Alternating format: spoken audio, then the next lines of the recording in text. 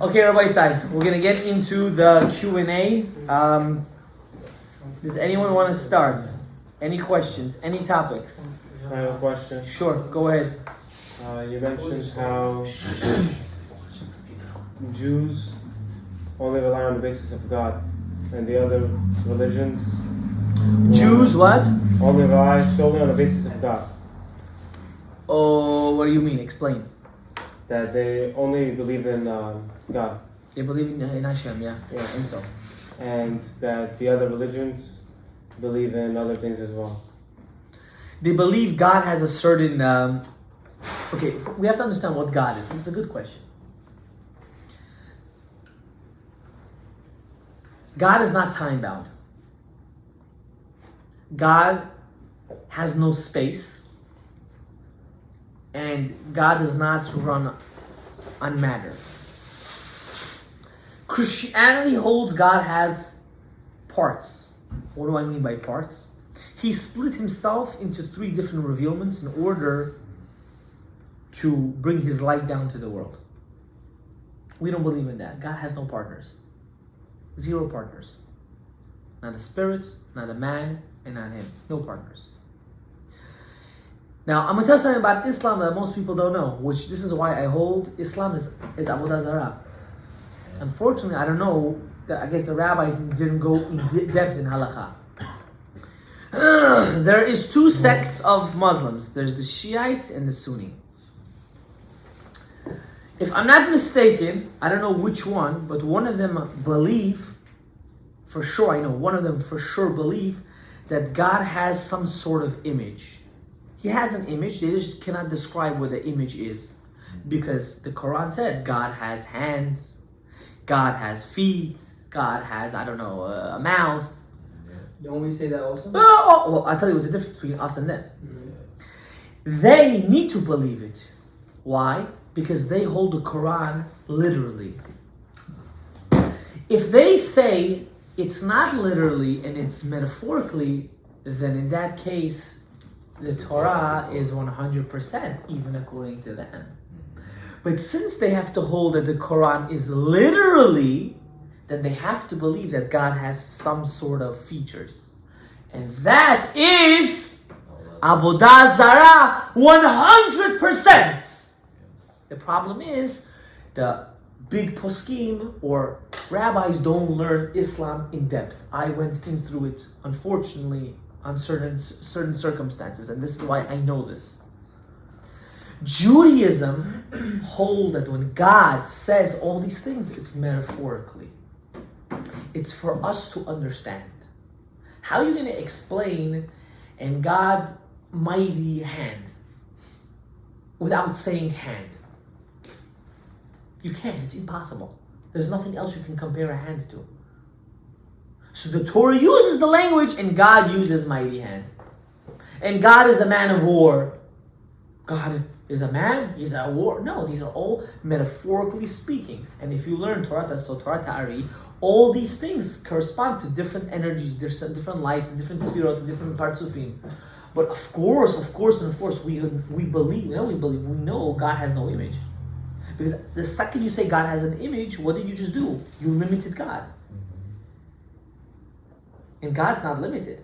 He's unlimited. Because if he's limited, he's like a human. And we don't serve humans. Understood? Or that did not answer your question? My question was more that you mentioned how Abraham, Isaac, and Yaakov had full belief in Hashem. They had other problems, just like everyday humans.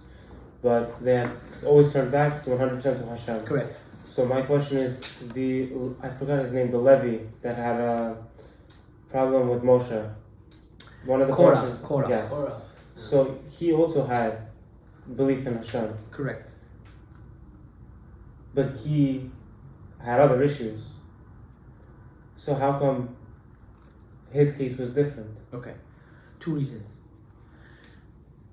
Korah was a seeker. He was a prophet. He saw it through the stars, which we also believe you can look at the future through the stars. He saw that out of him has to come out but he didn't know it was Shmuel. Has to come out someone very big. And that convinced him that star was him. He thought he needed to be the Kohen Gadol. He got confused in the timeline.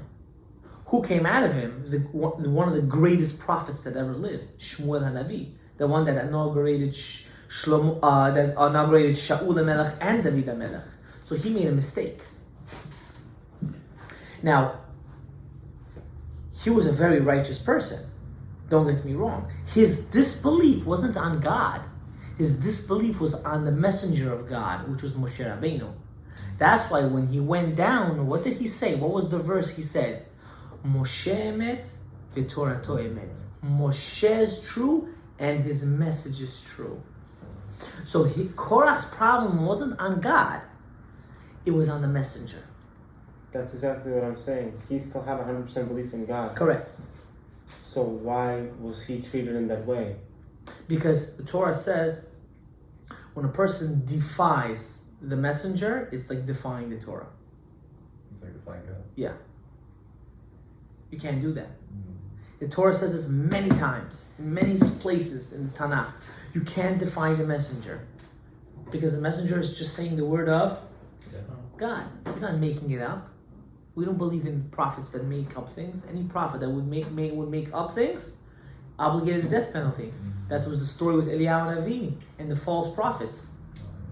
400 false prophets, they all got the death penalty at the end. Maybe one day I'll say the story how Eliyahu Navi put them all to shame. They all died. They all died. He put them to shame, all these people. It's amazing. You know how he put them to shame? He spilled so much water on his sacrifice. He wanted to prove to them that he's not starting the fire. He poured so much water on his sacrifice, and then he told them, watch what's going to happen. The fire came from heaven and ate the whole sacrifice. It was amazing. So you can't defy the messenger. That's a problem we have.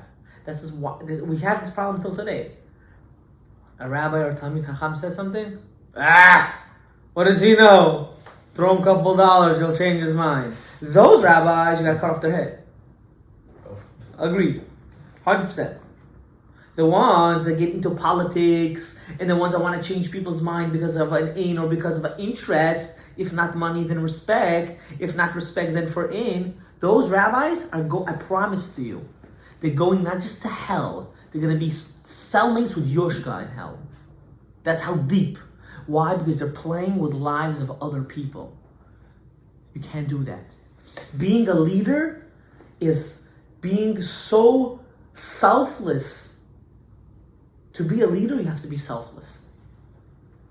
And that's who Avraham, Yitzhak, Yaakov, Moshe, Aaron, David, this is who they were. They were selfless human beings. That's why they were decided to that. That's why they were chosen to be leaders. Mashiach is going to be the same thing. He's going to be such a selfless human being. People think Mashiach is going to be with 1,000 bodyguards. And he will be accessible to everybody. Accessible to everybody. That's the gift. Any other questions? I had a question someone sent me. I'm just trying to read it.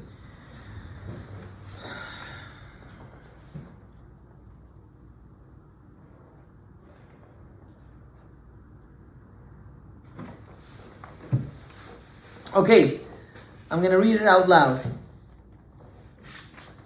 Is it still the right thing to hold a mitzvah that you know you'll hate every minute of? There's two parts to the question. In other words, if you know that this mitzvah that is 100% right to do, so it's already contradiction. If you know it's 100% right to do, then how can you hate it? Like we'll talk about that. We'll talk about that. No, people hate mitzvot is because they don't understand mitzvot. Even if they understand. No, that means they didn't really understand. We'll talk about that. Having not a desire for something only is someone, people have that when they have a lack of information. Lack of information causes hate. Like most arguments, a person goes, I love this. This is my favorite. Most people, they go, You go on a first date, right? The guy, I don't know, he didn't look up to par. The girl gets pissed. She wants to break the shidduch, right? You go to call the shadchan, and the shadchan says, what happened? And he explains, I just came back from the hospital, someone was sick, I couldn't be, I didn't want to push over the date because I didn't want to be disrespectful, so I went and I made sure to make myself half decent in order to go on the date. Just not for her to, she took out of her time, she got dressed, she took care of herself. I'm gonna now cancel? This was an emergency, I didn't plan it. What happens automatic? She doesn't want to break the date now. Why? Because she just got the information that was missing. That's easy to say for dates. How about mitzvot? Rabbi, relate that to a mitzvah. We'll get there. 1 second. But you know that you resent this mitzvah. It is worth to keep it, or should you until you're on a level that you... Okay, fine. I'll answer the question. Basically, the question is very simple. I don't like to do certain mitzvot. If I do it, I'm going to despise it. I'm not going to like it. I'm not going to enjoy it. Every time I'm going to look at it, I'm going to feel disgusted. Should I wait later on until I find a certain desire for it to do it, or should I still do it and still have this resentment? So this question really has to be broken down into small categories. Number one, do you hate it because you hate it, or do you hate it because you don't like doing it? Is it the problem on the person, or is it a problem on the mitzvah? That's number one. If it's a problem with the mitzvah, that means you don't know the value of the mitzvah. So what happens? You hate the mitzvah.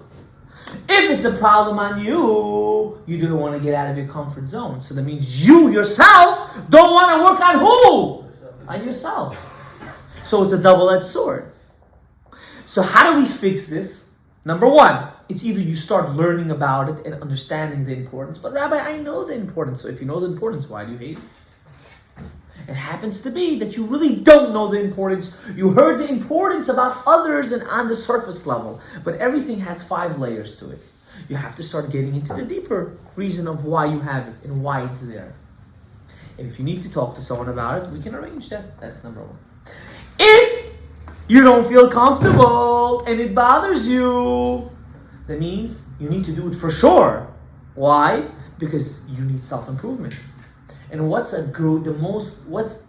there's nothing greater than knowing that you don't like something and working on yourself in order to perfect it. Because what do you do when you do that? You just broke all of your midot in order to become that perfect person.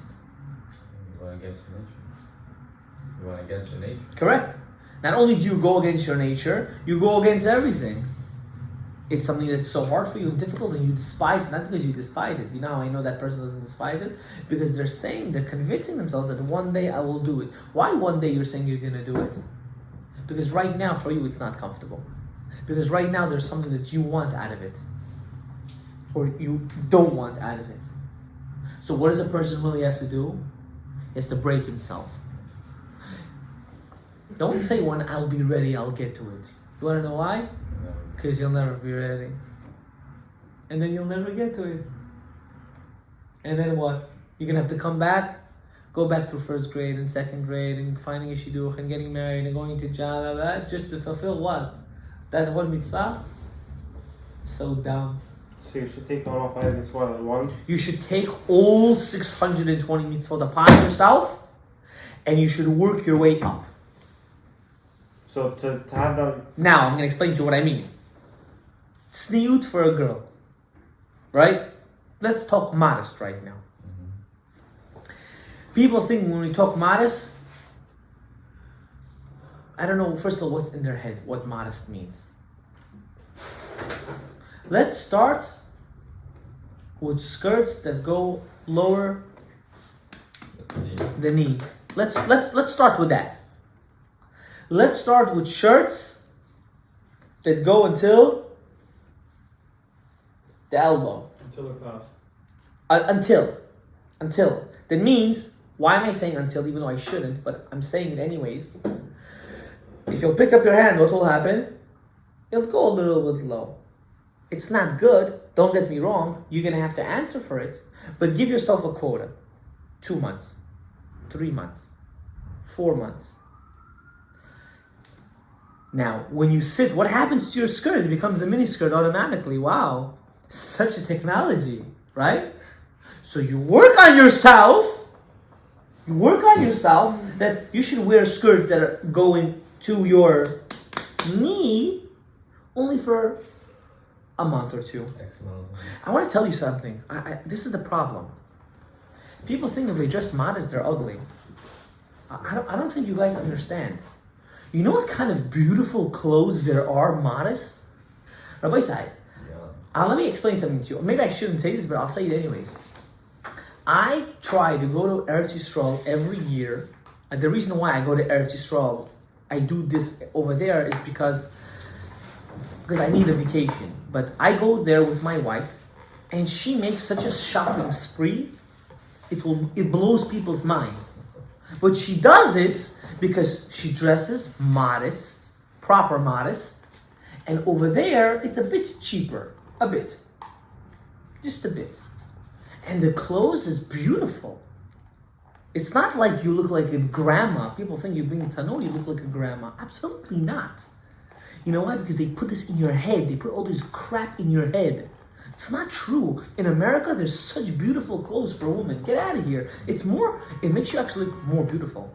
People don't understand. The more you're covered, the more the man desires. People don't understand this. It's such a game twist. It's such a head twist. Because the less you're covered, the more is revealed. There's less a sense of desire to know what's there. But when it's covered, you overthink. You start to, I know it's not sanu and all this, but don't do it in a reason because I want to look a certain beauty. That's crap. It's not true. I'm telling you as a man's perspective, you can ask men. It's not true. I'm not telling you now to be baggy clothes, you're walking like some babuya on the street. I'm not doing that. You can wear nice, modest, beautiful things.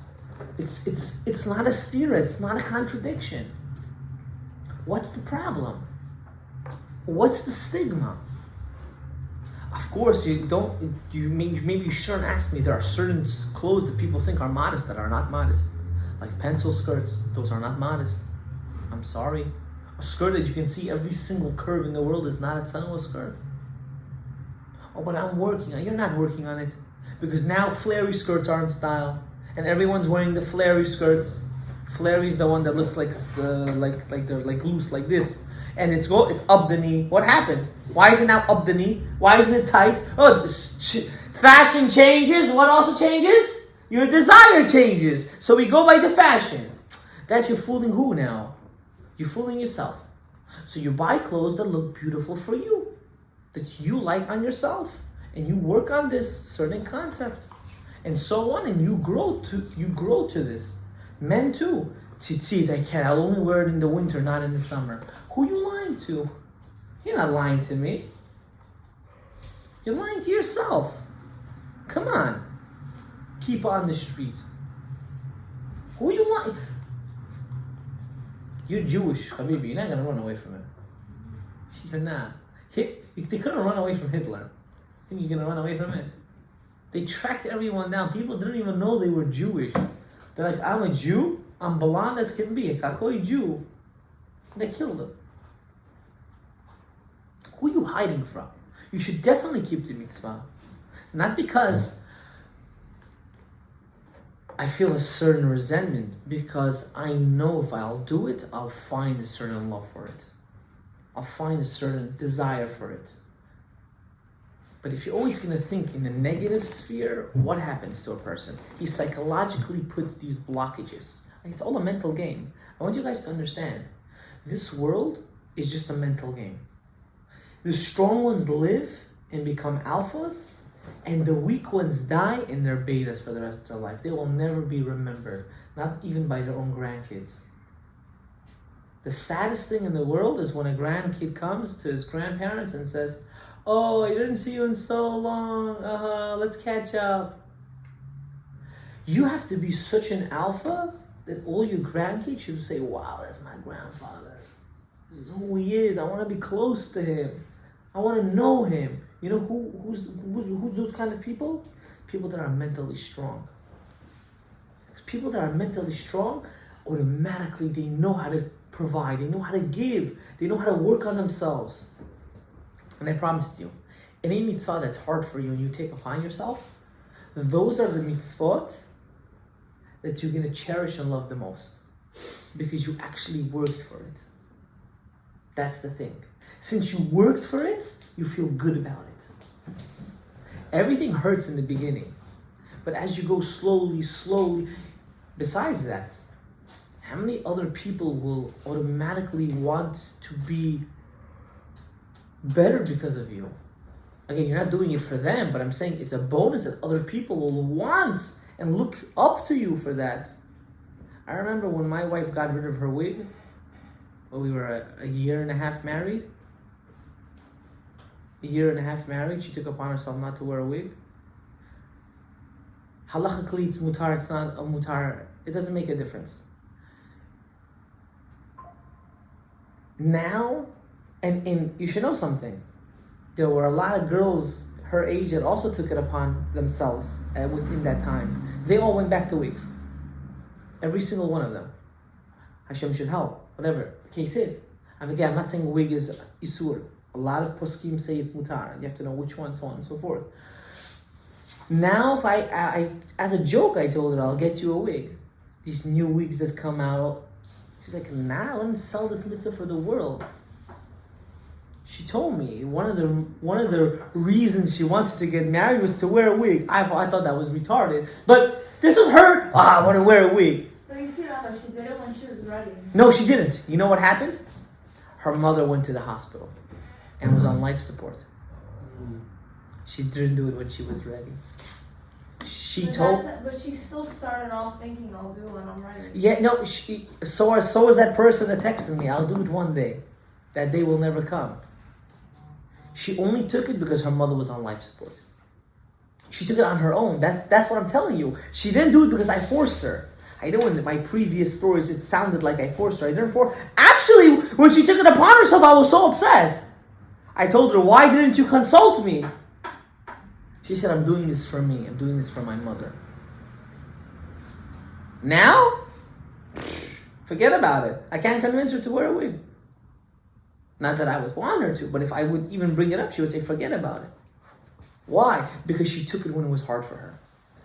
You don't understand. She had like a $5,000 wig back in the day. I'm talking about years ago. This was like the top notch. Everyone, oh my God. Not one, she had like 2, 3 of them. And overnight, she gave it up. It was hard. Don't get me wrong. It was difficult.